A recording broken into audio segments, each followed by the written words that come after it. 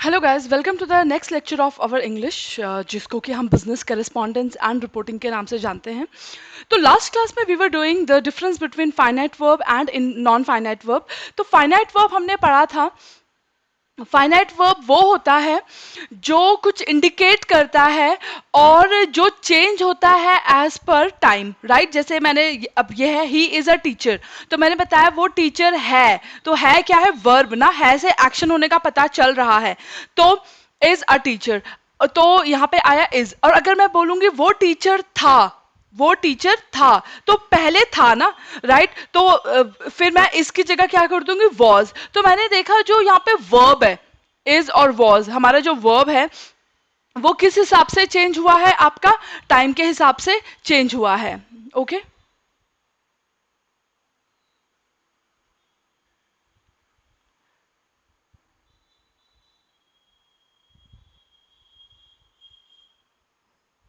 तो हमने देखा वर्ब, एक और चीज, इसका एक और पहचान है वर्ब, जिस वर्ब का, जैसे आई लिव इन जर्मनी, यहाँ पे वर्ब कौन सा है, live.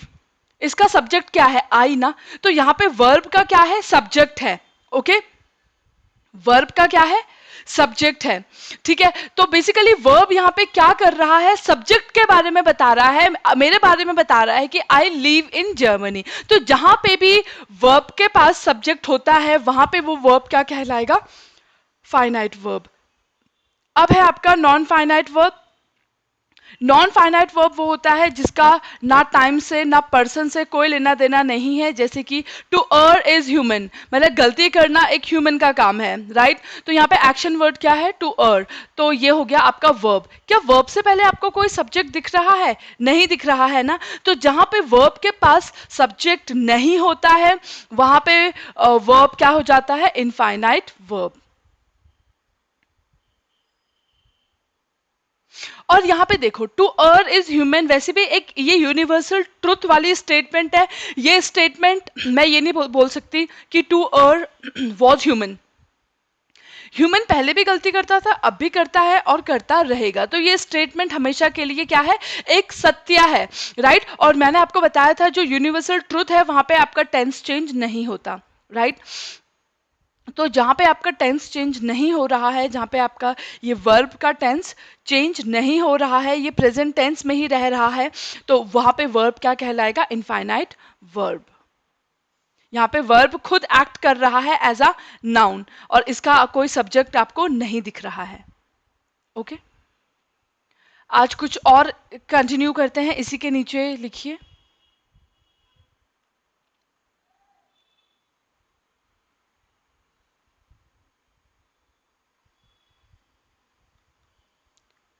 Properties of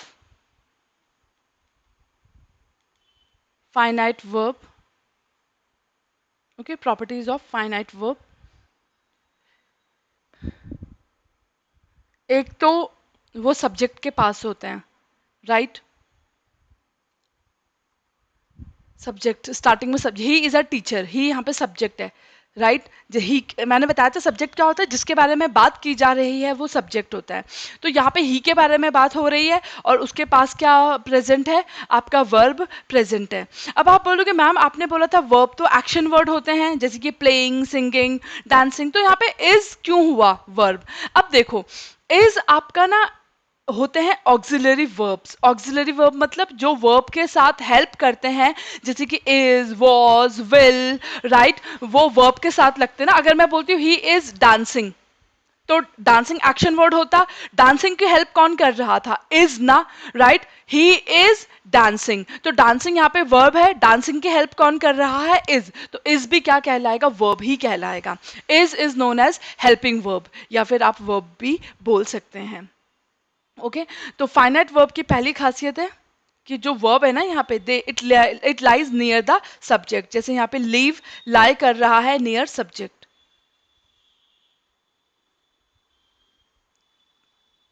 they are near subject,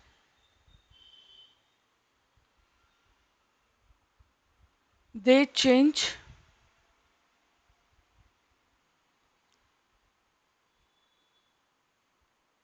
with time and place, मैंने बताया जैसे यहाँ पे वर्ब देखो, इज और वॉज वर्ब है। अगर मैं प्रेजेंट की बात करूं तो वर्ब होगा इज, अगर मैं पास्ट की बात करूं तो वर्ब हो जाएगा वॉज, फ्यूचर की बात करूं तो हो जाएगा will. Okay, they change with time and, sorry this is tense, they change with time and tense.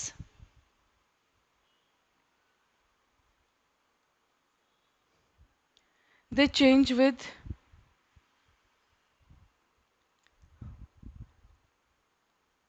singular and plural subject. देखो यहाँ पे आया वर्ब, मैंने क्या लिखवाया, it change with singular and plural. अब देखो आई सिंगुलर है, right, I live in Germany. अगर मैं बोलती शी, तो आता she lives in Germany, right, she lives in Germany. I है तो आई के साथ लिव इन जर्मनी, राइट। अगर मैं बोलती दे डैश इन जर्मनी, तो वो आता they were living in Germany. और अगर आता ही, तो he was living in Germany. Single के साथ आएगा वॉज, बहुत सारे लोगों के साथ आएगा वर। तो मैंने देखा यहाँ पे वर्ब किस हिसाब से चेंज हो रहा है, एज पर प्लूरल। आगे अब उसका सब्जेक्ट किस में है, सिंगुलर में है या प्लूरल में है। सिंगुलर मतलब अगर सिंगल आदमी है तो उसके साथ वॉज लगेगा, और बहुत सारे लोग हैं यहाँ पे प्लूरल दे है तो क्या लग जाएगा, वर लग जाएगा। ओके,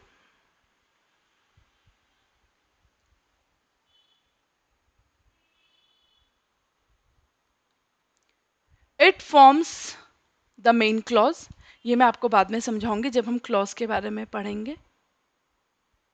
ओके, उसके बाद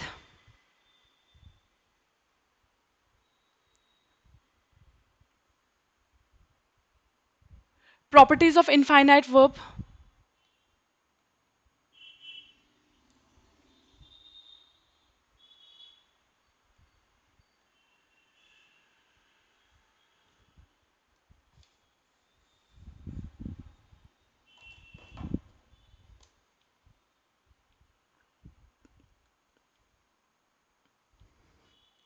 ये वो होते हैं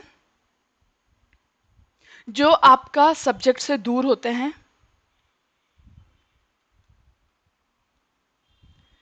they are generally far away from subject. Okay,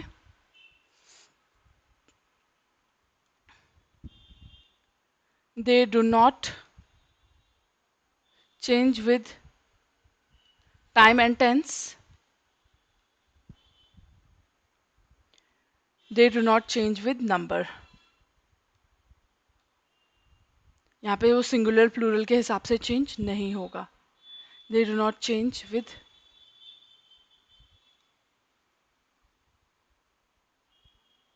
number। Okay, और लिखवाती हूँ मैं ताकि ये आपको और क्लियर हो जाएगा। तो फाइनाइट वर्ब पे हम थोड़ा और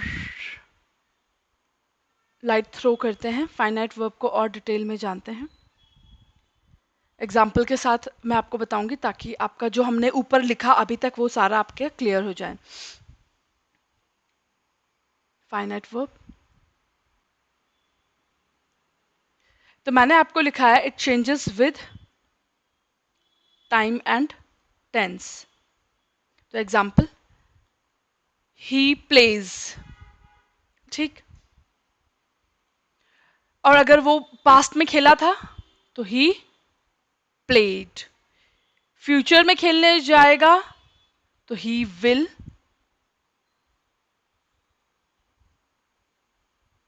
play. Okay,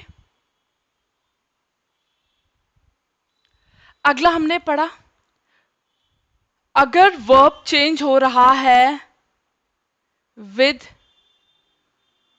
number and person of subject, जैसे कि आई प्ले, ही प्लेज, बहुत सारे हैं तो तब भी क्या यूज करूंगी, दे प्ले। तो यहाँ पे जो ये प्ले है, ये प्लेज है, ये प्ले, ये किस हिसाब से आए कि उनके आगे क्या है, आगे क्या था सब्जेक्ट में, आई सिंगल था तो प्ले आया। ही किसी दूसरे पर्सन के बारे में बात कर रहे हैं तो राइट सिंगल पर्सन है तो प्लेज, राइट बहुत सारे लोगों की बात कर रहे हैं तो आ गया प्ले। ठीक है, तो यहाँ पे जो प्ले, प्लेज, प्ले, जो वर्ब चेंज हुआ है वो सब्जेक्ट के हिसाब से चेंज हुआ है। तो ये क्या है, change as per subject, right. तो सब्जेक्ट क्या है यहाँ पे, ई, सॉरी आई, ही, दे, उनके हिसाब से हमने वर्ब प्लेस करा है, राइट। वर्ब प्रेजेंट टेंस में है या पास्ट में हो वो, राइट। वर्ब प्रेजेंट टेंस में है या पास्ट टेंस में है, वो सब किस हिसाब से हो रहा है, सब्जेक्ट के हिसाब से हो रहा है या टाइम के हिसाब से हो रहा है, राइट। तो जो यहाँ पे प्ले, प्लेस, प्ले है वो किसके हिसाब से आया, आई, ही, दे। और यहाँ पे भी प्लेस, प्लेड, विल प्ले किस हिसाब से आया, टाइम के हिसाब से आया, राइट। तो हम देख रहे हैं यहाँ पे वर्ब क्या हो रहा है, चेंज हो रहा है as per the singular plural जो भी आगे आ रहा है या एज पर टाइम। तो जहां पे वर्ब चेंज होता है वहां पे वर्ब क्या हो माना जाएगा, फाइनाइट वर्ब।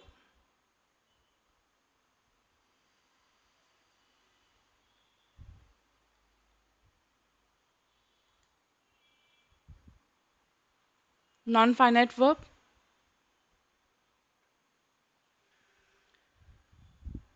तो मैंने आपको लिखा है these verbs do not change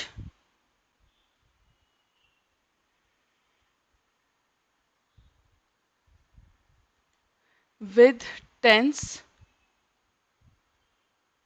or numbers, जैसे कि I love reading, he loves reading, they love reading। तो यहाँ पे वर्ब क्या है, reading, action word is reading. तो यहाँ पे लव के साथ भी रीडिंग आया, लव्स के साथ भी रीडिंग आया, लव के साथ भी रीडिंग आया, राइट। तो यहाँ पे सिंगल पर्सन था आई, यहाँ पे भी सिंगल पर्सन था आई, यहाँ पे बहुत सारे लोग थे, राइट। तो पर्सन के हिसाब से भी हमारा ये चेंज, क्या चेंज नहीं हुआ, वर्ब चेंज नहीं हुआ, ना ही पर्सन के हिसाब से चेंज हुआ, ना ही टाइम के हिसाब से चेंज हुआ, right.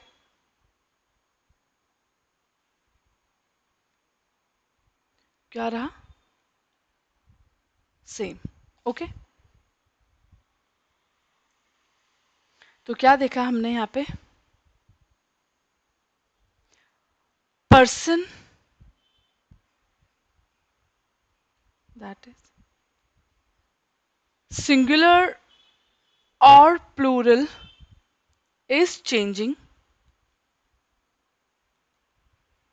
but not verb, verb change नहीं हुआ, ठीक है। अब इनके साथ एक खासियत है,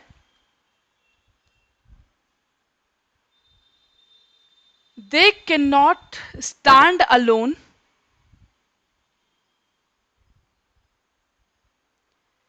as the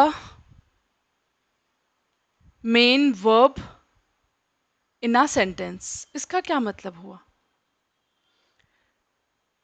देखते हैं, एग्जाम्पल करेंगे तो आपको ये लाइन जो मैंने लिखवाई है ये समझ आ जाएगी। Example, Namrata is going to meet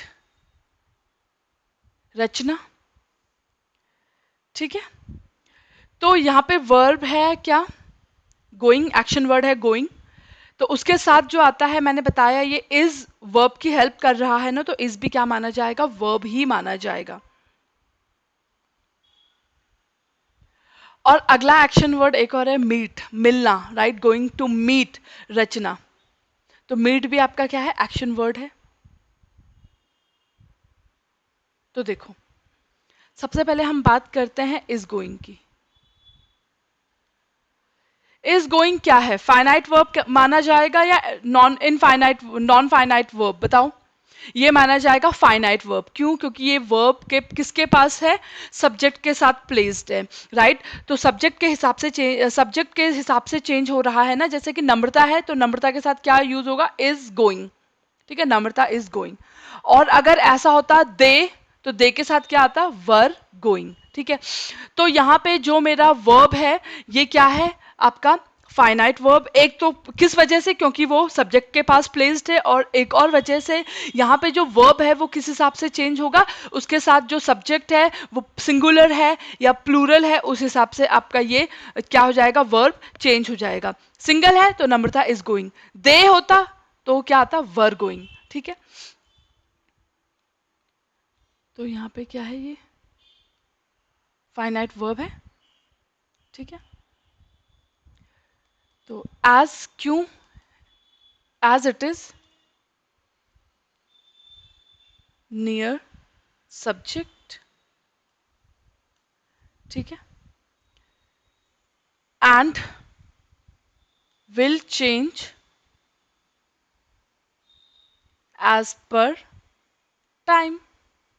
अभी जा रही है तो इज गोइंग, पहले चली गई थी तो वॉज गोइंग, ठीक है, फ्यूचर में जाएगी तो विल गो, ठीक। अगला वर्ब है टू मीट।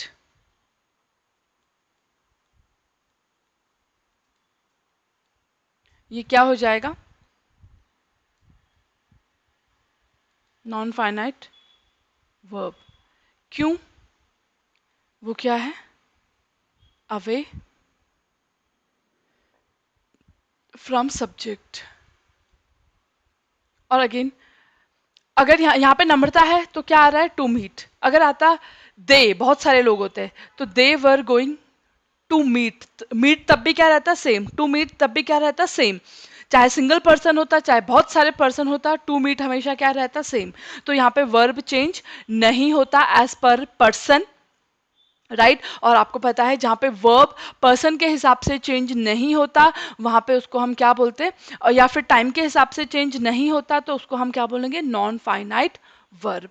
देखो ना, अगर मैंने यहाँ पे नम्रता है तो Namrata is going to meet Rachna, और अगर बहुत सारे लोग होते तो क्या आता, they were going to meet Rachna. To meet तो फिर भी सेम रहता है ना। तो अगर वर्ब सेम रह रहा है, राइट, चाहे सब्जेक्ट जो भी हो, वर्ब अगर हमेशा सेम रह रहा है, इट इज नॉट चेंजिंग, तो then that verb will be known as non finite verb, okay. And does not change as per time and person। यहाँ पे भी आप लिख लो टाइम एंड पर्सन, ओके। तो हमने लिख दिया नॉन फाइनाइट वर्ब, मैंने आपको लिखवाया था ऊपर डिफरेंस में, they do not change with time, they do not change with number, they are generally far from subject। और एक और मैंने एक और चीज लिखवाई, they can not stand alone as the main verb. अब देखो, जो इस क्वेश्चन में नॉन फाइनाइट वर्ब क्या है, टू मीट, ठीक है। तो टू मीट वर्ब क्या अकेला आया, नहीं ना, इसके साथ एक और वर्ब आया, क्या, इज गोइंग, ठीक है। तो जब भी आपका पास नॉन फाइनाइट वर्ब होगा क्वेश्चन में, तो वो अकेले नहीं होगा, उसके साथ एक और वर्ब होगा, क्योंकि नॉन फाइनाइट वर्ब जो होते हैं they can not stand alone, वो अकेले नहीं होते, राइट, उनके साथ एक और वर्ब आपको दिखेगा ही दिखेगा, ओके। जबकि मैंने क्या लिखवाया था, मैंने कहा आपको मैं बाद में बताऊंगी, प्रॉपर्टीज ऑफ फाइनाइट वर्ब की एक खासियत है, it forms the main clause. वो अकेले भी इंडिपेंडेंटली क्या कर सकता है, मेन क्लॉज मतलब इंडिपेंडेंट, राइट। वो मैं आपको बाद में और डिटेल में बताऊंगी। वो वर्ब अकेला भी खड़ा हो सकता है, उसके साथ हमें किसी दूसरे वर्ब की जरूरत नहीं है, राइट। तो अगर कोई वर्ब अकेला है, उसको किसी और दूसरे वर्ब की आवश्यकता नहीं है उस सेंटेंस में, तो फिर वो वर्ब क्या हो जाएगा, finite verb, right? It can stand on its own. It does not need the help of any other verb. Okay.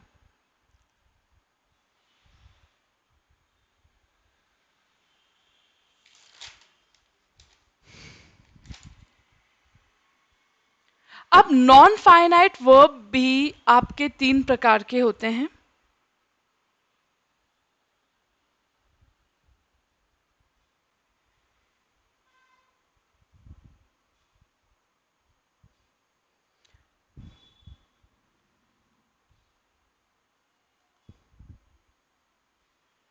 Three type के होते हैं आपके, तीन सेग्रीगेशन बना लीजिए।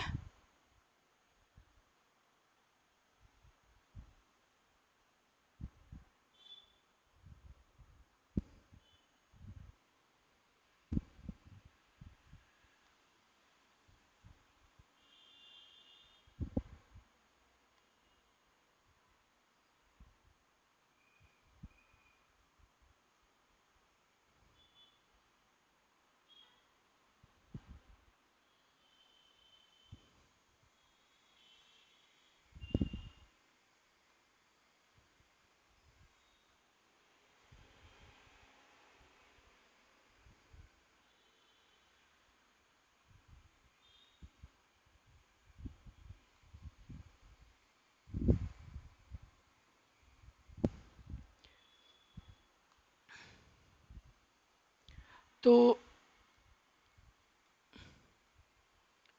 नॉन फाइनाइट वर्ब आपके तीन प्रकार के होते हैं। एक होता है इन्फिनिटिव, एक होता है पार्टिसिपल, और एक होता है जेरेंड।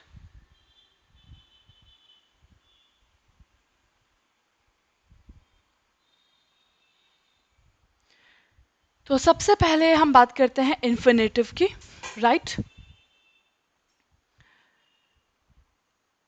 तो इन्फिनेटिव की क्या खासियत है,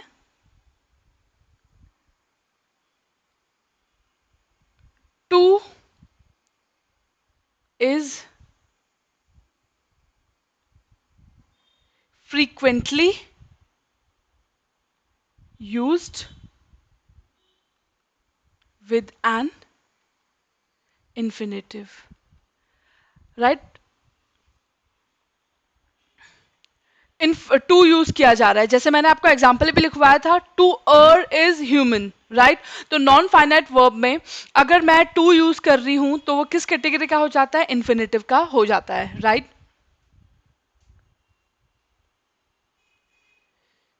it is used, infinitive verb की अगली खासियत, it is used to explain why an action is done। वो क्यों यूज किया जाता है, ये इन्फिनेटिव वर्ब ये एक्सप्लेन करते हैं कि जो आगे काम हो रहा है, एक्शन हो रहा है, वो क्यों हो रहा है। तो हम क्या करते हैं, action plus two plus infinitive verb, right. जैसे कि example, the student studied very hard to pass the exams।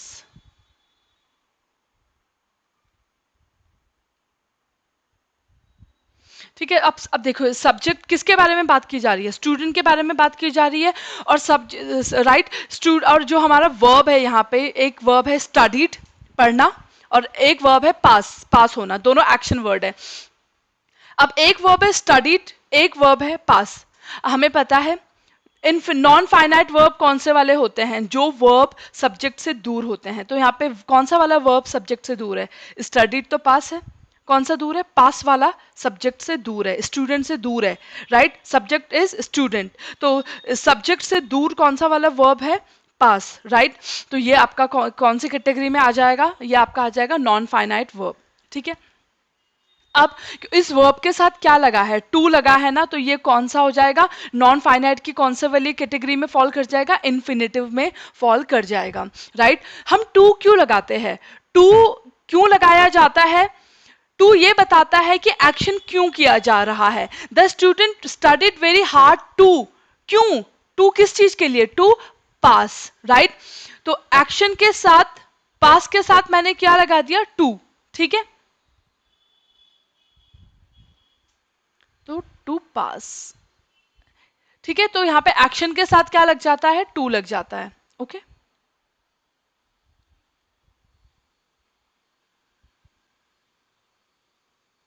ठीक, समझ आया। वर्ब के साथ टू लग जा रहा है, कौन से वर्ब के साथ, नॉन फाइनाइट वर्ब के साथ टू लग जा रहा है, तो वो क्या बन जाएगा आपका, इन्फिनेटिव। नॉन फाइनाइट वर्ब समझ आ गया ना। यहाँ पे दो वर्ब है, स्टडीड और पास, दोनों एक्शन वर्ड है, इसका मतलब दोनों वर्ब्स है। तो अब मैं कैटेगराइज कैसे करूंगी कि कौन सा वर्ब आपका फाइनाइट है, कौन सा नॉन फाइनाइट है। जो वर्ब सब्जेक्ट के पास हो, जैसे स्टडी सब्जेक्ट के पास था, तो वो क्या हो जाएगा, फाइनाइट। और पास सब्जेक्ट से दूर है, काफी लेट आया है, बाद में आया है, तो वो हो जाएगा आपका नॉन फाइनाइट वर्ब। ठीक है, तो उस अगर मैं नॉन फाइनाइट वर्ब के साथ क्या लगा दूं आगे, टू, तो वो क्या बन जाएगा, इन्फिनेटिव। ओके,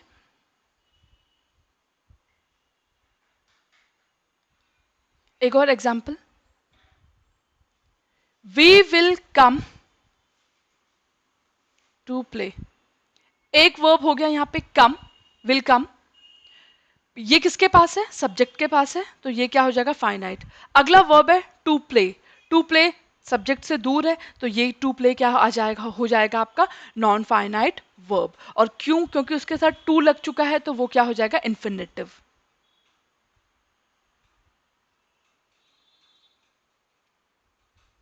अगला example, I like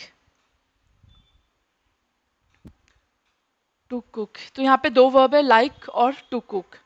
like subject के पास प्लेस्ड है, इसीलिए वो फाइनाइट है। हाँ, टू कुक सब्जेक्ट से दूर प्लेस्ड है, तो वो आपका क्या हो जाएगा, क्या, नॉन फाइनाइट वर्ब। और अगर मैं उसके साथ टू लगा दूं, तो वो कि मेरा क्या बन जाता है, इन्फिनेटिव। अगला, शी लव्स, तो एक वर्ब हो गया लव्स टू डांस, दूसरा वर्ब है डांस, और ये वाला वर्ब सब्जेक्ट से दूर है, शी से दूर है, तो ये क्या हो जाएगा आपका नॉन फाइनाइट वर्ब। और इसके साथ क्योंकि टू लगा हुआ है, तो ये आपका क्या हो जाएगा, इन्फिनेटिव। क्लियर, चलो इसके बाद हम देखते हैं पार्टिसिपल।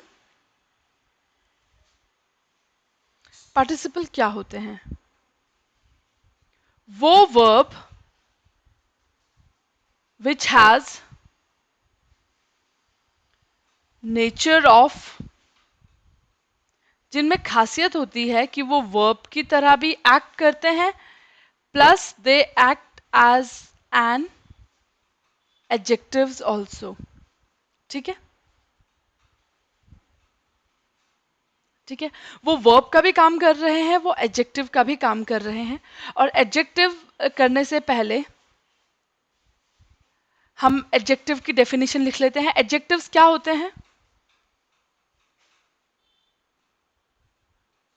लिख लो कहीं पे, आपकी दो एक दो लाइन हो ऊपर ही।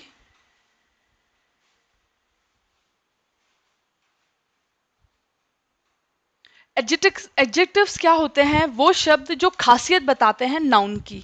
या प्रोनाउन की। जैसे मैं बोल रही हूँ he is a good boy, right, तो खासियत क्या है, गुड बॉय, राइट, तो वो खासियत बताने वाले शब्द क्या हो जाते हैं, एडजेक्टिव्स, राइट। या Sheetal is a good girl, she is very hard working, तो गुड गर्ल हो गया, हार्ड वर्किंग हो गया, ये सब खासियत हैं किसकी, नाउन की, शीतल की, राइट। तो ये क्या होता है, gives us more information about noun और प्रोनाउन। ओके, तो चलो, तो यहाँ पे वर्ब ना, वर्ब का तो काम कर ही रहा है, साथ ही साथ adjective, right, it is telling us something about क्या, नाउन और प्रोनाउन। अब दो टाइप के पार्टिसिपल हैं,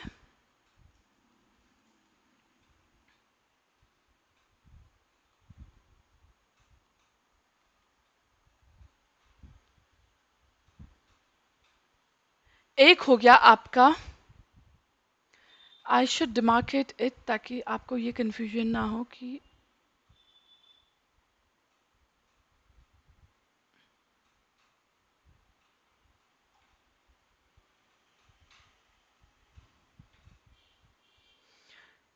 ठीक है। टू टाइप्स ऑफ पार्टिसिपल होते हैं, एक होता है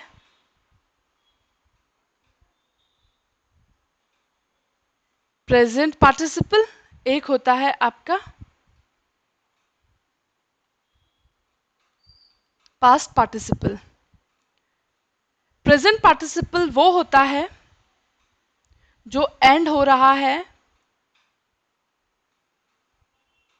आई एन जी के साथ, ओके। और पास्ट पार्टिसिपल वो होता है, जाहिर सी बात है, किसके, ED, it ends with ED, right, past है ना, पास्ट वाले वर्ड ईडी से ही एंड होते हैं, it ends with ED. Example, we we met a girl, we met a girl carrying a bag of fruit। ठीक है, अब देखो, वी मेट अ गर्ल, तो यहाँ पे वर्ब हो गया एक तो मेट, पर क्योंकि वो सब्जेक्ट के पास प्लेस्ड है, वी के पास प्लेस्ड है, तो वो तो हो जाएगा फाइनाइट। खैर हम यहाँ पे फाइनाइट नहीं पढ़ रहे हैं, हम यहाँ पे नॉन फाइनाइट पढ़ रहे हैं, राइट। और एक और वर्ब है कैरिंग, राइट, वो किससे, वो it is away from the subject, subject से दूर है, इसीलिए वो क्या हो जाएगा, क्या, नॉन फाइनाइट वर्ब। अब नॉन फाइनाइट में भी तीन कैटेगरी होती हैं, कौन कौन सी, एक होती है, अभी हमने पढ़ा था इन्फिनेटिव, बट वहां पे वर्ब के साथ टू लगता है, यहाँ पे वर्ब के साथ टू नहीं लगा है, राइट। यहाँ पे वर्ब के साथ, कैरी के साथ क्या लग रहा है, आई एन जी, राइट। और यहाँ पे इसका मतलब वो क्या हो जाएगा फिर आपका पार्टिसिपल, राइट। यहाँ पे वर्ब वर्ब की तरह तो एक्ट कर ही रहा है, और साथ ही साथ एडजेक्टिव की साथ ही साथ, सॉरी, नाउन की भी खासियत बता रहा है, गर्ल के बारे में बता रहा है कि गर्ल क्या कर रही है, गर्ल क्या कर रही है, is carrying a bag of fruit, तो गर्ल के बारे में और बताया जा रहा है, कौन बता रहा है, ये कैरिंग वर्ड, तो caring is acting as a verb and an adjective both, right, तो कैरिंग, ओके। चलो, इसके बाद है past participle, it ends with ED, right, और past tense form of verb. Example, he sat on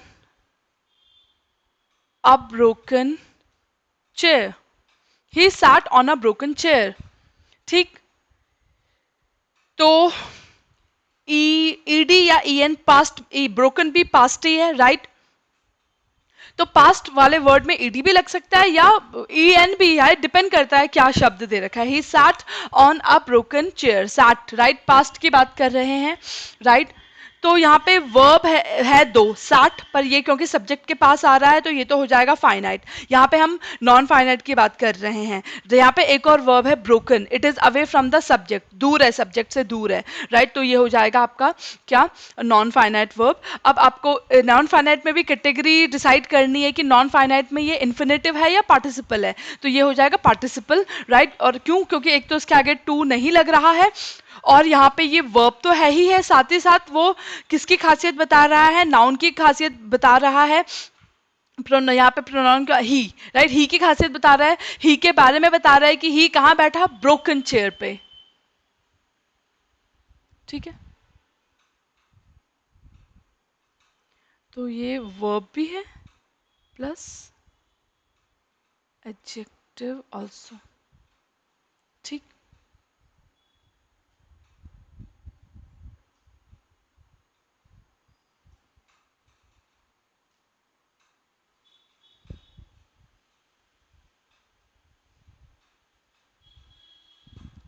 अब है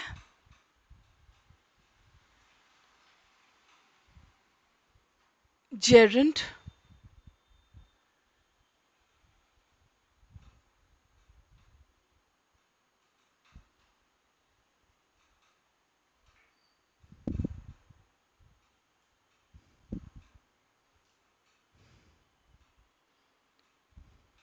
Geraint, Geraint क्या होते हैं,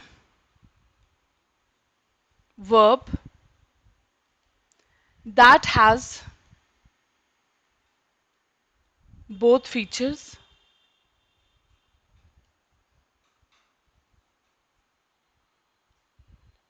noun,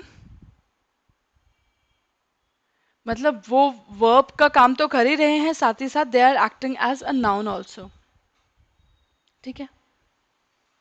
तो यहाँ पे हम होता है वर्ब प्लस आईएनजी, मतलब आईएनजी का मतलब क्या संकेत होता है कि कंटिन्यूअस कोई काम जारी है, कोई काम चल रहा है।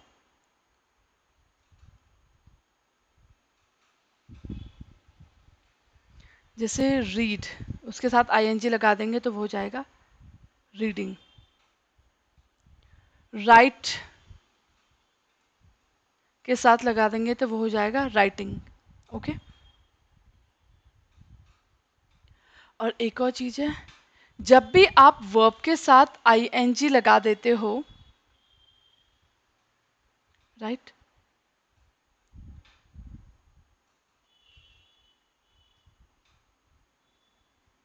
तो it acts as a noun.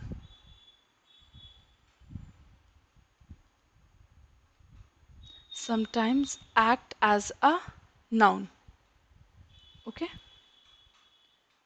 इसका एग्जाम्पल,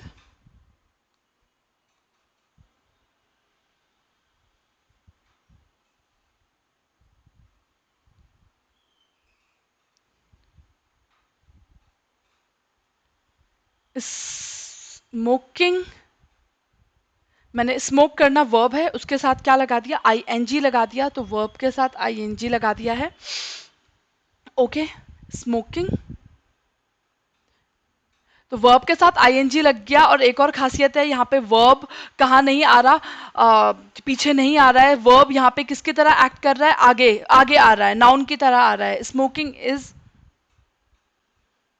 तो जहां पे वर्ब के साथ आईएनजी लग जाए और वो नाउन की तरह आगे आए, तो वो क्या हो जाएगा आपका, gerund, right. Smoking is harmful for health, तो smoking, right, is a gerund here.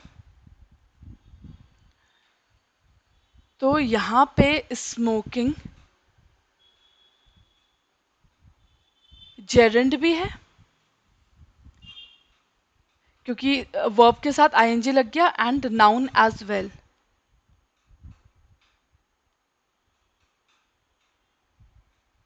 ठीक, अगला example,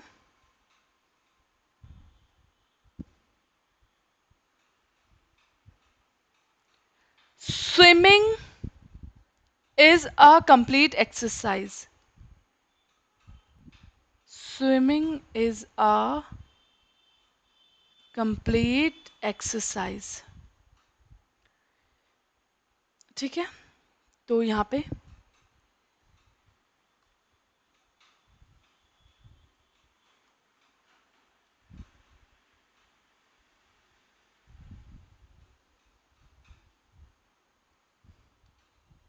swimming is a complete exercise. तो यहाँ पे स्विम नाउन है, स्विम में आपका वर्ब है, वर्ब के साथ आईएनजी लग गया है। तो वर्ब के साथ आईएनजी तो लगा ही लगा, साथ ही साथ वर्ब कहाँ आ रहा है, it is acting as a noun. हम स्विमिंग की ही बात कर रहे हैं, right, it is acting a noun as well. तो जहां पे वर्ब के साथ आईएनजी लग गया, राइट, और वही शब्द नाउन की तरह भी एक्ट कर रहा है, तो it will be known as gerund, right.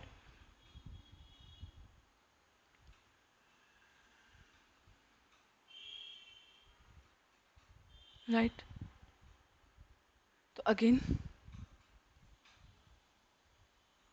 It is gerund, it is gerund,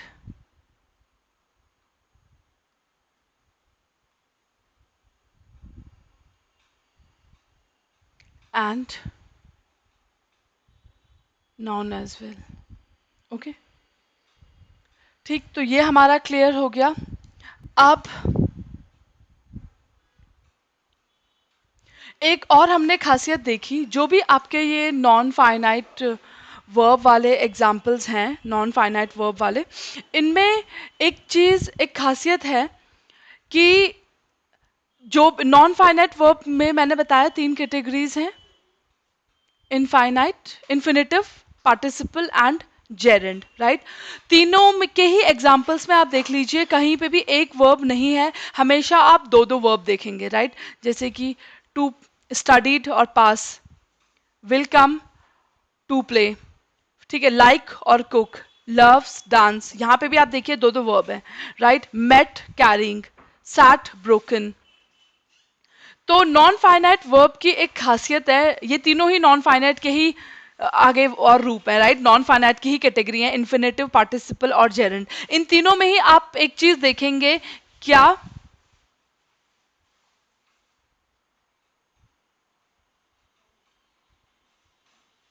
तो ये कॉमन है to all the three. In the above examples of non-finite verb, that is infinitive, ये यहाँ पे खत्म हो चुका है आपका, okay, that is infinitive,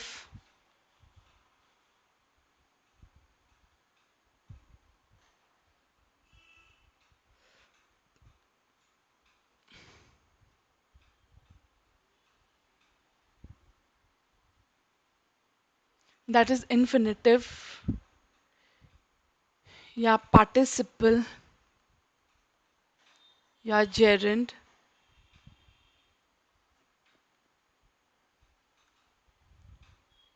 there are two verbs, ठीक है,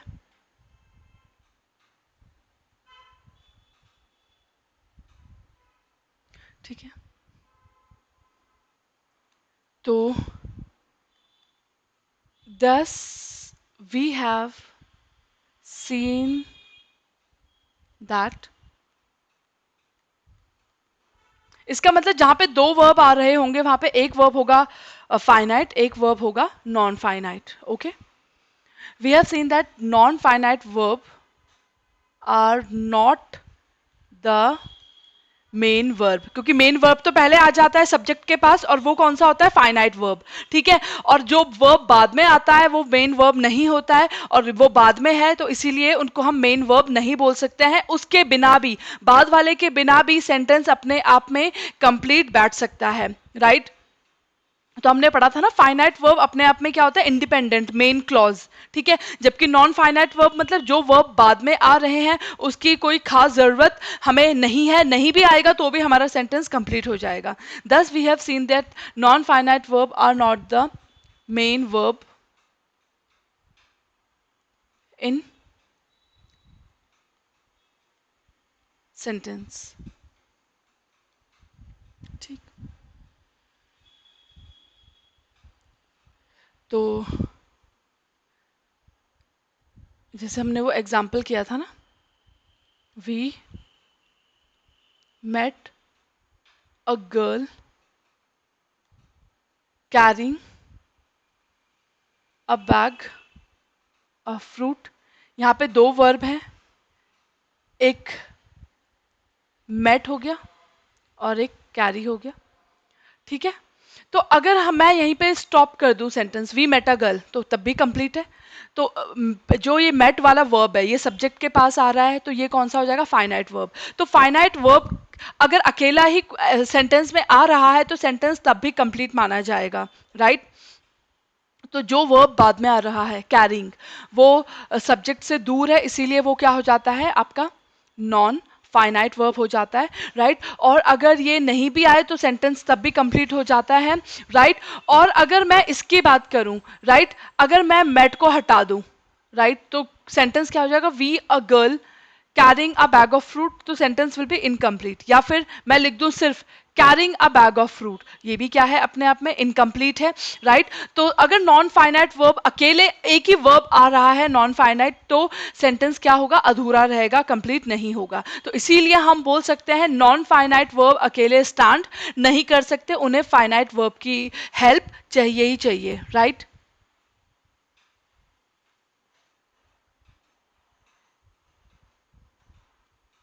तो मेन वर्ब या फिर फाइनाइट वर्ब, मेन वर्ब को फाइनाइट वर्ब बोलते हैं। और जो कैरिंग था ये आपका सेकेंडरी वर्ब या फिर इनफाइनाइट वर्ब भी मैं इसको बोलती हूँ, ठीक।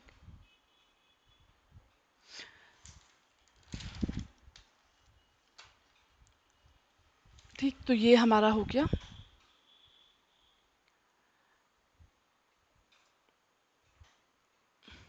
बाकी का फिर हम आपका कल कंटिन्यू करते हैं। Thank you so much.